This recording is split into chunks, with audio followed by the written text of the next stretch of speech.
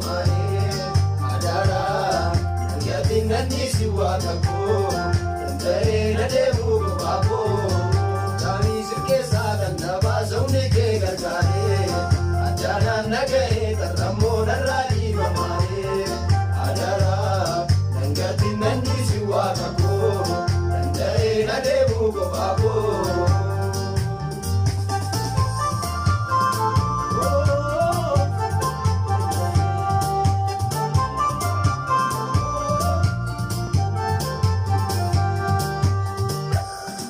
Yora mangalu kriyako, gomutu yani garako, yermanda garake lala, yamdi konnage lala, chabi sirke sagan nava zomni ke gargare, adara nage aramo narai mamare, adara nangatin nani siwagako, nandae nademu gobako.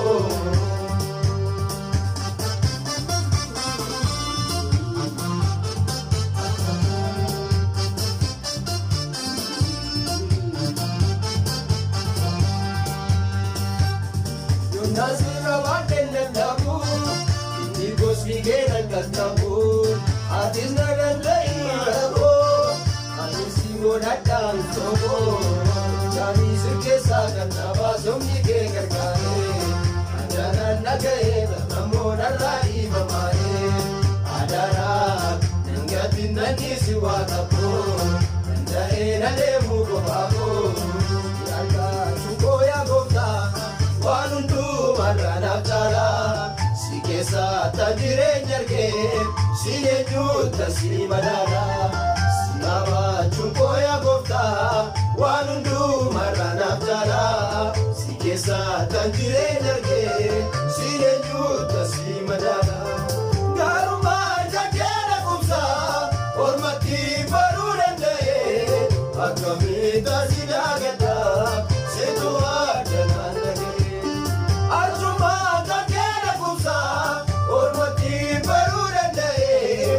Kamita sidagata situa jalanne namiye bachite mirenya sinna shagatise anisi jalate kara kosulatangatise amma dimesi adasi manore muro yakara ko garara kina burake walaru namiye bachite mirenya sinna shagatise anisi jalate kara kosulatangatise Mas dimesi adasi mayore mulu Yagara ko barara kina burake walaru Siyaka chungo ya boka Wanundu marana chala Sikesa tajire nyarge Sire nyuta siri madala Sirama chungo ya boka Wanundu marana chala Sikesa tajire nyarge Sire nyuta siri madala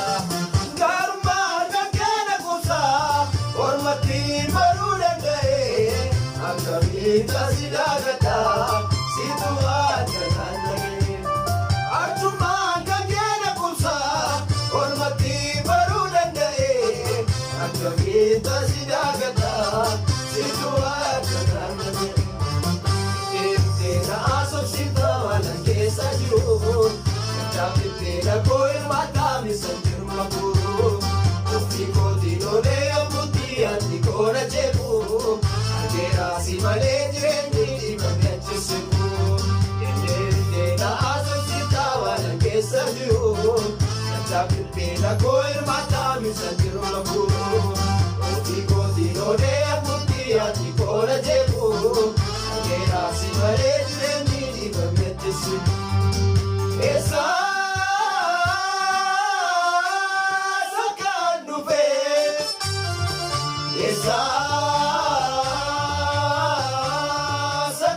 Jiru anak siweka esa sakang nupe esa sakang jiru anak siweka amiti ko tako namle kami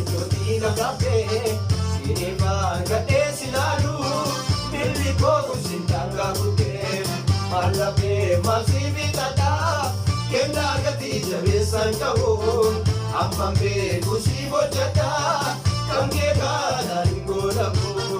akkanaa miti gooftaa koo namni kaamichooti na kaasee siif argadhee sinaaluu milli koo si dargaa kutee mallabee masiifi tataa kennaa gatii jabeessan qabuun amman beeku si hojjetaa kan kee kaadhaan